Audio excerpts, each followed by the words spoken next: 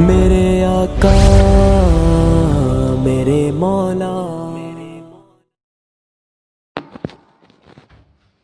الحمدللہ الحمدللہ وکفا وسلام علی عبادہ الذین اصطفیٰ اما بعد فاعوذ باللہ من الشیطان الرجیم بسم اللہ الرحمن الرحیم شہر رمضان الذي انزل فيه القرآن هدى للناس وبينات من الهدى والفرقان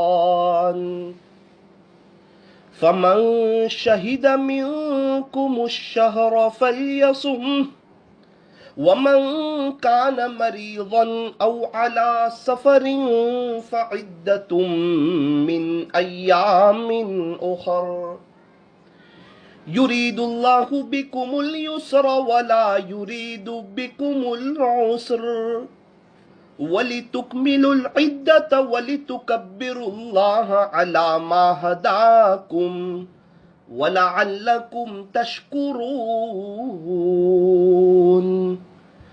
وَإِذَا سَأَلَكَ عِبَادِي عَنِّي فَإِنِّي قَرِيبٌ أُجِيبُ دَعْوَةَ الدَّاعِ إِذَا دَعَانِ فَلْيَسْتَجِيبُوا لِي وَلْيُؤْمِنُوا بِي لَعَلَّهُمْ يَرْشُدُونَ صدق اللہ مولانا العظیم وقال النبی صلی اللہ علیہ وسلم الدعاء سلاح المؤمن او کما قال علیہ الصلاة والسلام۔ محبت سے درود شریف پڑھ لیجئے۔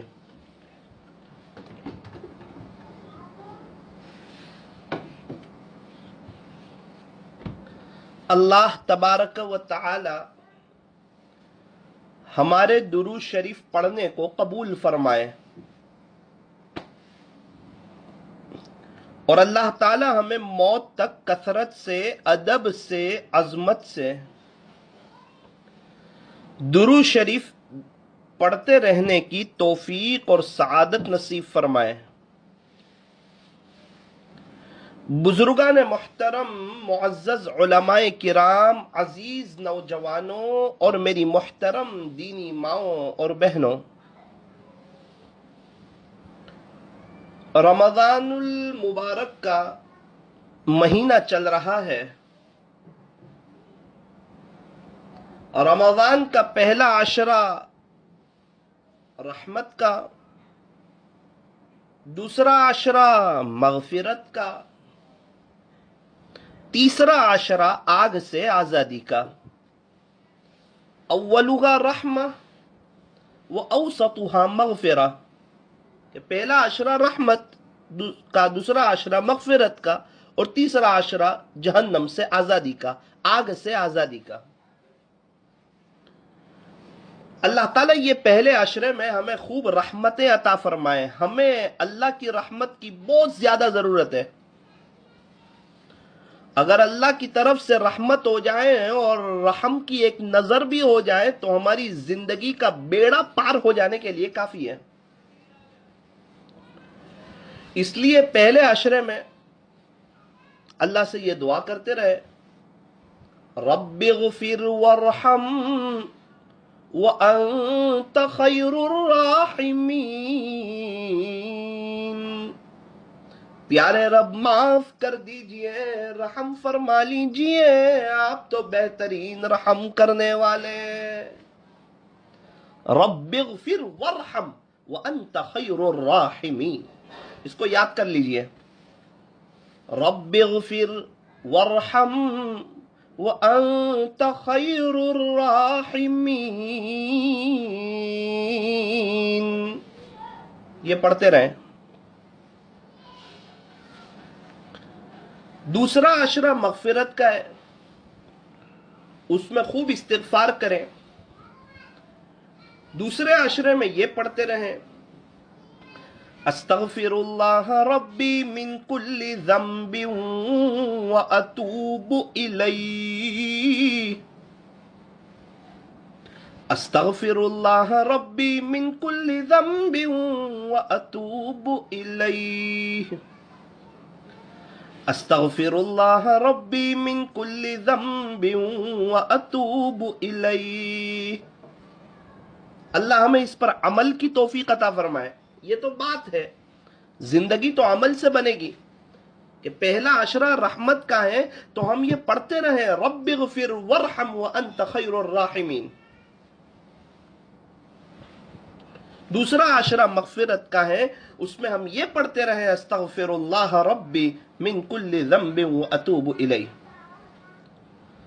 اور تیسرا عشرہ جو ہے وہ آگ سے آزادی کا ہے، اس میں ہم یہ پڑھتے رہیں اللہم انک عفو تحب العفو فاعف عنا.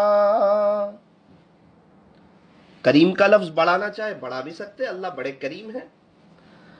اللہم انک عفو کریم تحب العفو فاعف عنا یا کریم. اللہم انک عفو کریم تحب العفو فاعف عنا یا کریم. تیسرے عشرے میں یہ پڑھتے رہیں اللہ ہمیں رحمتیں بھی عطا فرمائے، اللہ ہماری مغفرت بھی فرمائے، اور اللہ تعالی ہمیں جہنم سے بچائے، آگ سے بچائے، جہنم کی آگ سے بچائے. اور جب وقت آئے اللہ ہمیں جنت میں دخول اولی نصیب فرمائے. کچھ ایمان والے ایسے ہوں گے جو پہلے جہنم میں جائیں گے، سزا بھگتیں گے، وہ سزا بھگتنے کے بعد پھر جنت میں جائیں گے. چونکہ کوئی بھی گندا دل لے کے جنت میں نہیں جائے گا، پہلے اس کی صفائی کی جائے گی، اس کے بعد اس کو جنت میں داخل کیا جائے گا ایمان والوں کو. اس لیے فرمایا کہ عقل مند وہ ہے جو دنیا میں ہی اپنی صفائی کر لے. ہم تو گرمی برداشت نہیں کر سکتے، مے کی گرمی برداشت نہیں کر سکتے، تو ہم قبر کا عذاب اور جہنم کی آگ تھوڑی دیر کے لیے بھی ہم کیسے کہاں برداشت کر سکتے ہیں. اس لیے دنیا میں اپنا حساب چکتا کر لے، اللہ کو راضی کر لے. اللہ پاک کسی کو معاف کر دے یہ اور چیز ہے، اللہ اپنا فضل فرمائے. اللہ کرے کہ اللہ پاک ہم سب کو معاف کر دے، اور اللہ کرے کہ ہم دنیا ہی میں رہتے ہوئے آخرت کی تیاری کر لیں، ایسی زندگی گزاریں کہ اللہ کے فرشتوں کو بھی رحم آ جائے کہ یہ بندہ عبادت میں تھکتا بہت ہے، محنت بہت کرتا ہے. آپ کو دنیا کے خاطر تھکنے والے بہت ملیں گے، دوستوں کے خاطر تھکنے والے بہت ملیں گے، کرکٹ کے خاطر تھکنے والے بہت ملیں گے، اور موبائل اور نیٹ اور یوٹیوب کے خاطر تھکنے والے آپ کو بہت ملیں گے. بزنس کے خاطر تھکنے والے، بزنس کے لیے لمبا لمبا سفر کرنے والے، اور انتھک اور اندھا دھند محنت کرنے والے آپ کو بہت ملیں گے. اللہ کے لیے تھکنے والے، لمبا لمبا قیام کرنے والے، لمبا لمبا رکوع کرنے والے، لمبا لمبا سجدہ کرنے والے، زیادہ دعا کرنے والے، اللہ کے ذکر میں رہنے والے، یہ آپ کو بہت تھوڑے سے ملیں گے. یہ جہاں ہوں ان کی قدر کرنی چاہیے. ہاں یہ ذکر کرنے والوں سے میں کہنا چاہتا ہوں کہیں ایسا نہ ہو کہ ایک طرف تو ذکر کر رہے ہو اور دوسری طرف دماغ ایک دم گرم رکھ رہے ہو، ورنہ یہ دماغ گرم ہوگا تو غصہ بیوی پہ اترے گا، بیوی کا دل ٹوٹے گا تو اللہ نہیں ملے گا. کہیں ایسا نہ ہو کہ اسٹاف پر غصہ اتر رہا ہو. اگر یہ غصے والی کیفیت رہتی ہے اور دماغ ایک دم گرم رہتا ہے تو پھر اپنے شیخ سے پوچھ لینا چاہیے کہ میں کیا کروں، اب کون سا ذکر کروں. چونکہ بہت سی مرتبہ یہ غصہ آخرت کو برباد کروا دیتا ہے، اس لیے غصے سے بچنا چاہیے۔ ایک صحابی کو اللہ کے نبی صلی اللہ علیہ وسلم نے نصیحت فرمائی تھی، تقریباً انہوں نے کہا تھا مختصر نصیحت کیجئے یا وصیت کیجئے، اس قسم کی کوئی بات پوچھی تھی، کہی تھی۔ آقا نے فرمایا تھا، قال النبی صلی اللہ علیہ وسلم، نبی کریم صلی اللہ علیہ وسلم نے ارشاد فرمایا، لا تغضب، غصہ نہ کیا کر۔ یہ ہمارے نبی جو سب نبیوں کے سردار، سب شیخ کے سردار، اللہ کے بعد جن کا مرتبہ بعدس خدا بزرگ توئی، قصہ مختصر۔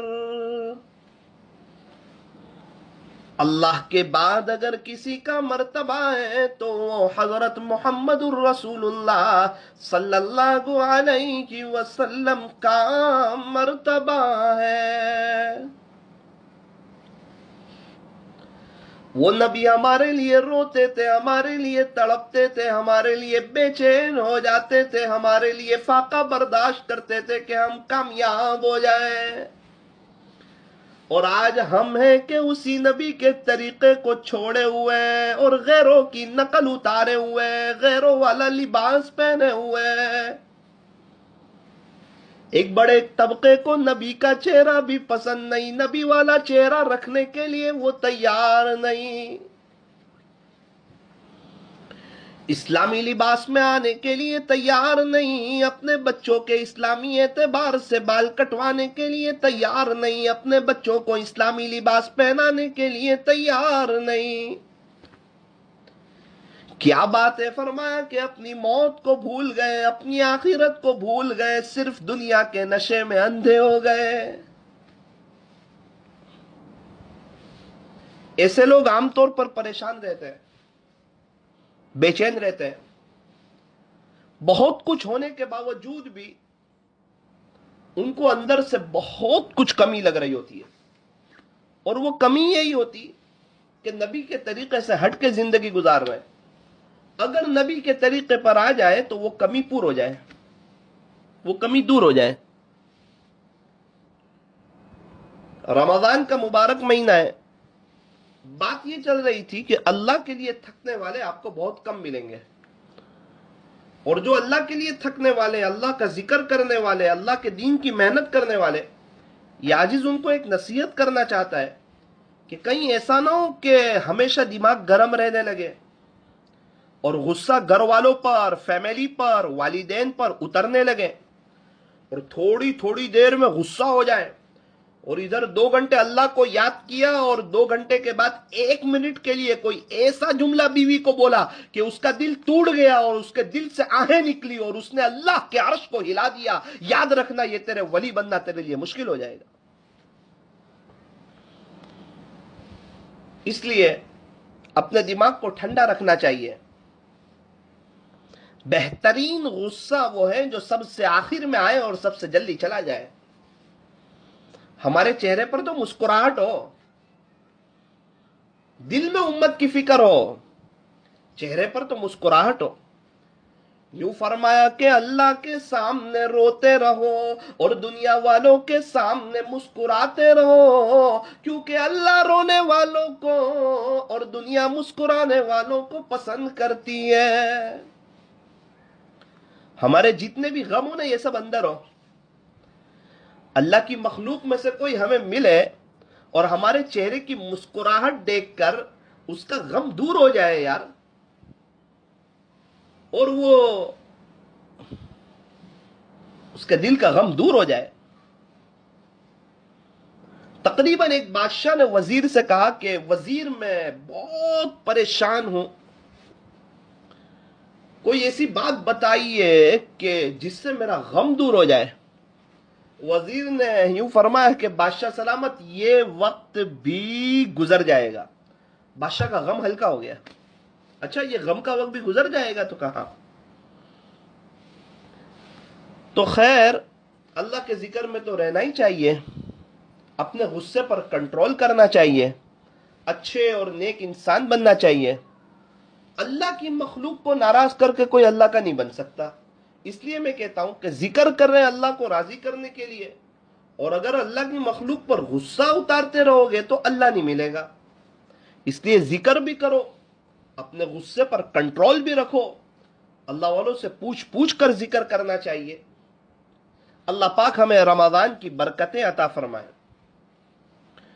صحابہ کرام رضی اللہ عنہم فرماتے ہیں کہ جب بھی رمضان المبارک کا مہینہ آتا تو ہم رسول اللہ صلی اللہ علیہ وسلم کے اعمال میں 3 باتوں کا اضافہ محسوس کرتے ہیں۔ نمبر 1، آپ عبادت میں بہت زیادہ کوشش اور جستجو فرمایا کرتے تھے۔ نمبر 2، آپ اللہ رب العزت کے راستے میں خوب خرچ فرماتے تھے، یعنی بہت کھلے دل کے ساتھ صدقہ و خیرات فرماتے تھے۔ نمبر 3، آپ صلی اللہ علیہ وسلم مناجات میں بہت زیادہ گریہ و زاری فرمایا کرتے تھے۔ تو صحابہ کرام فرماتے ہیں کہ یہ 3 باتوں میں ہم اضافہ محسوس کرتے تھے۔ عبادت میں آپ بہت زیادہ عبادت کرتے تھے، رمضان میں اللہ کے سامنے بہت تھکتے تھے، اپنے آپ کو بہت تھکاتے تھے اللہ کے لیے۔ عبادت تو ویسے آپ کی بہت زیادہ تھی 11 مہینے بھی۔ حتی یتورمت قدما، خلاصہ یہ کہ آپ کے قدمین مبارک پر ورم آ جاتا تھا۔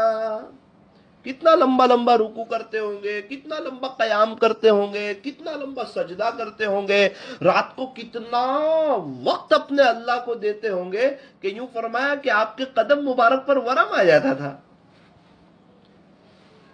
جب 11 مہینے میں ورم آتا ہو تو رمضان میں کیوں نہیں آتا ہوگا؟ کیا آپ کی قربانی!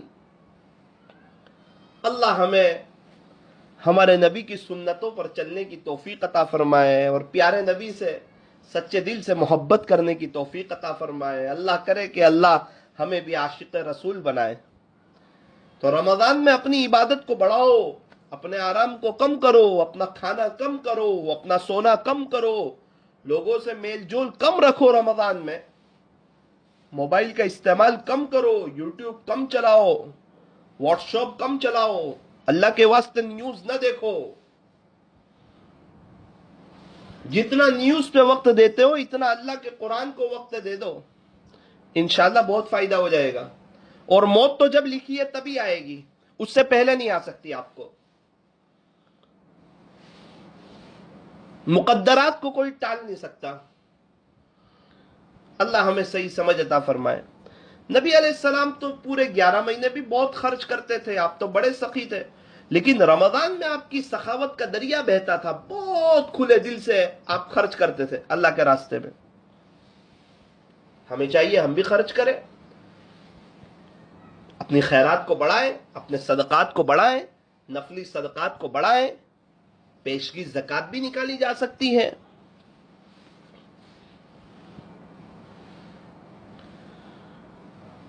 آپ صلی اللہ علیہ وسلم مناجات میں بہت زیادہ گریہ و زاری فرمایا کرتے تھے۔ ہمیں چاہیے ہم بھی مناجات بڑھائیں اور مناجات میں اللہ کے سامنے رونا بڑھائیں۔ اللہ ہمیں اس کی توفیق اور سعادت نصیب فرمائے۔ ایک بات یاد رکھنا، اپنے آپ سے کہیں کہ یہ آنکھ آج کو جاگے گی تو کل قبر میں میٹھی نیند سوئے گی۔ کئی رشتہ دار ہمارے قبر میں ہیں، کئی لوگ جن کو ہم جانتے تھے وہ ہمارے ساتھ بیٹھتے تھے، ہمارے ساتھ اٹھتے تھے، ہمارے ساتھ باتیں کرتے تھے، آج وہ قبر میں ہیں۔ اور یوں فرمایا کہ رمضان یہ نیکیوں کا سیزن ہے، اور سیزن میں انسان قربانی دیتا ہے۔ جس کو جو سیزن لگتی ہے نا اس سیزن میں وہ محنت کو بڑھاتا ہے۔ تو رمضان تو آخرت کی تیاری کی بہت بڑی سیزن ہے، اس میں اپنی قربانی کو بڑھانا چاہیے۔ یوں فرمایا کہ رمضان کے آنے سے پہلے جنت کو خوشبوؤں کی دھنی دی جاتی ہے۔ جنت کو ایمان والوں کے لیے سجایا جاتا ہے، اور جب پہلی رمضان کا وقت ہوتا ہے تو اللہ رب العزت جنت کے دروازوں کو کھول دیتے ہیں.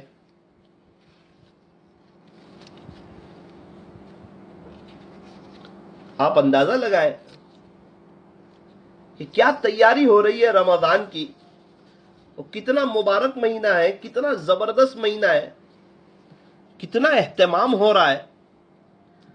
اللہ پاک ہمیں اس مبارک مہینے کی قدردانی کی توفیق اور سعادت نصیب فرمائے، اور رمضان کی برکتوں سے اللہ پاک ہمیں بھی مالا مال فرمائے.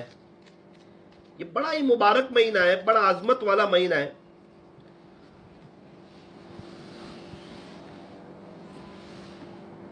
جب رمضان شروع ہوتی ہے اللہ فرشتوں کو فرماتے ہیں تقریباً پہلی رمضان کو کہ آج کے دن جنت کے دروازے ایمان والوں کے لیے کھول دیے جائیں.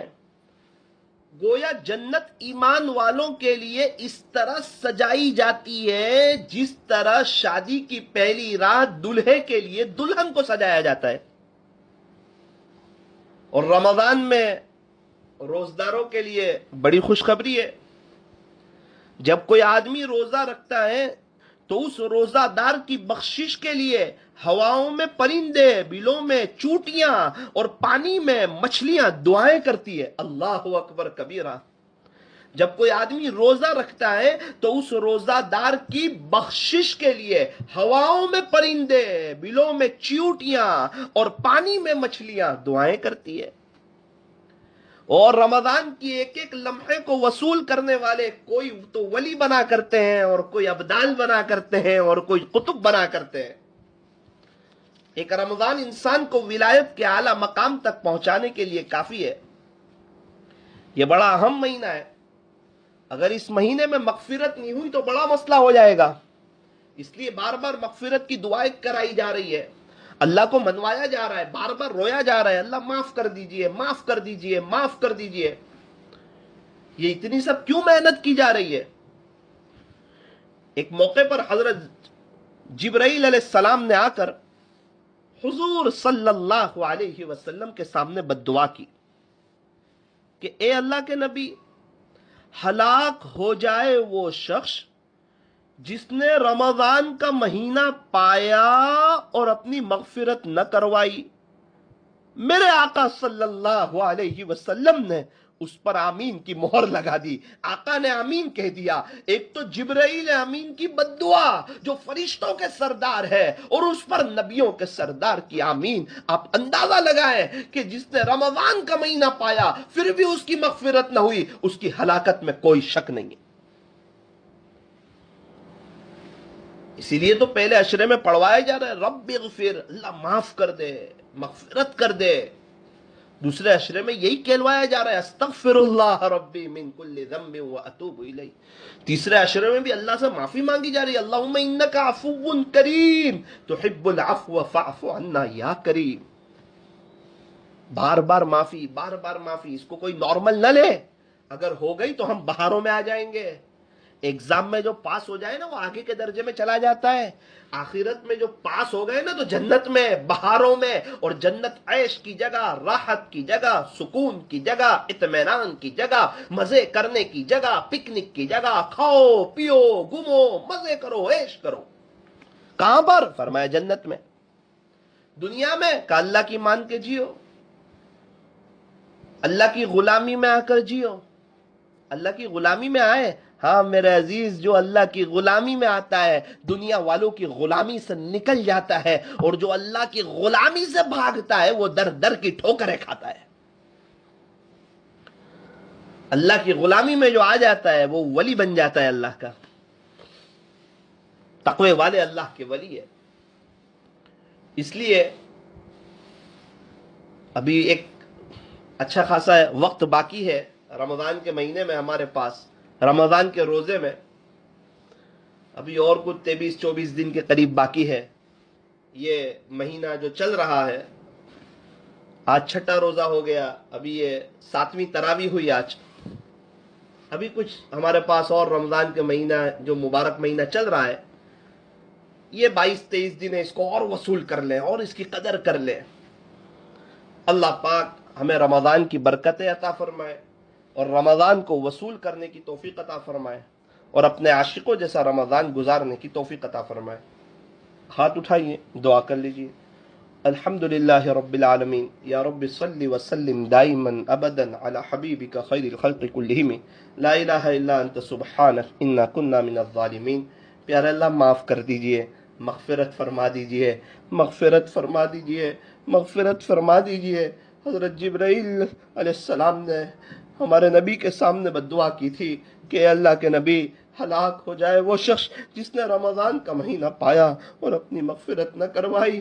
آقا نے اس پر آمین کی مہر لگا دی تھی. اے اللہ, اگر آپ نے ہماری مغفرت نہیں فرمائی تو پھر ہماری ہلاکت میں کوئی شک نہیں ہے, ہمیں ہلاک ہونے سے بچا لیں. اے اللہ, آپ کو تو اپنے بندوں پر بڑا پیار آتا ہے, اپنی بندیوں پر بڑا پیار آتا ہے. اے اللہ, ہم تو آپ کے ہیں اور آپ ہی نے ہم کو پیدا کیا ہے, آپ ہی نے پیارے نبی کی امت میں پیدا فرمایا ہے, آپ ہی نے رمضان عطا فرمایا ہے, آپ ہی روزے رکھوا دیتے ہیں, آپ ہی تراویح پڑھوا دیتے ہیں, آپ ہی قرآن شریف کی تلاوت کروا دیتے ہیں. آپ نے ہی بہت سی نعمتوں سے ہمیں نوازا ہے. مزید کرم یہ فرمائیے, اس رمضان میں معاف کر دیجئے, بخشش فرما دیجئے, زندگی چینج فرما دیجئے, آپ کے حکموں والی, نبی کے طریقوں والی زندگی گزارنے کی توفیق عطا فرما.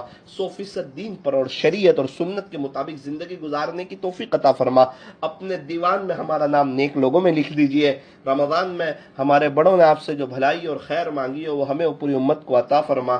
جن شرور اور فتن سے پناہ چاہیے اس سے ہماری اور پوری امت کی حفاظت فرما.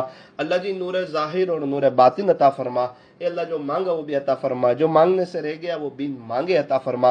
ہمیں مانگنا تو نہیں آتا لیکن آپ کو دینا بہت خوب آتا ہے. اے اللہ, اپنے خزانہ غیب سے ہمیں نواز دیجئے. عبادت کو بڑھانے کی توفیق عطا فرما. زیادہ سے زیادہ ہمیں سخاوت کرنے کی توفیق عطا فرما. زیادہ سے زیادہ مناجات میں گریہ وزاری کرنے کی توفیق عطا فرما. اے اللہ, مالداروں کو سخی بنا, غریبوں کی مدد فرما, ہمیں اخلاص عطا فرما.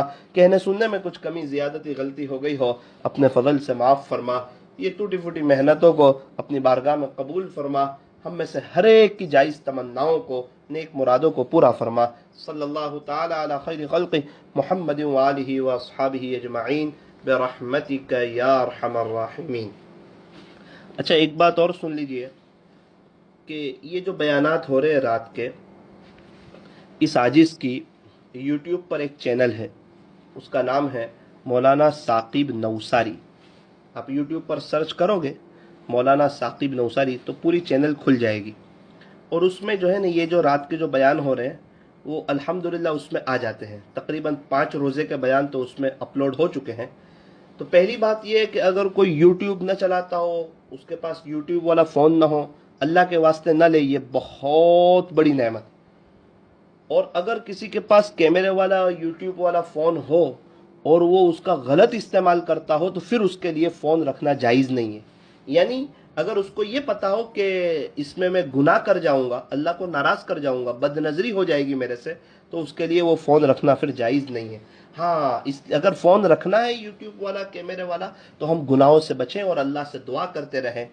کہیں ایسا نہ ہو کہ یہ سیل فون ہے, کہیں ہیل فون نہ ہو جائے. ایک بزرگ تو فرماتے ہیں اس کیمرے والے فون سے مجھے اللہ کے لیے بغض ہے.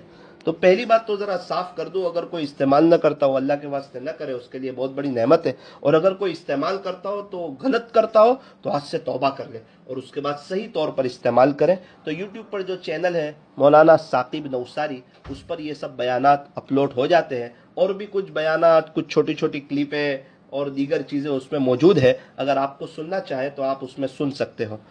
دوسری بات یہ ہے کہ سحری کے وقت دعا 4 سے 4:15, افطاری سے پہلے 6:40 سے 6:55, اور آئندہ کل رات کی جو مجلس ہوگی وہ 11 سے 11:30. اور رمضان میں اس عاجز کی جتنی بھی مجلسیں تقریباً ہوگی اس چینل پر, وہ اسی لنک پر آپ سن سکتے ہو. آپ بھی سنیں, آپ کے دوست, احباب, رشتہ دار اور عزیز اور اقارب اور آپ کے شہر والے, اطراف والے, وہ بھی سنیں, اس کی کوشش کریں. آپ حضرات سے خصوصی طور پر دعاؤں کی گزارش ہے. السلام علیکم ورحمۃ اللہ وبرکاتہ.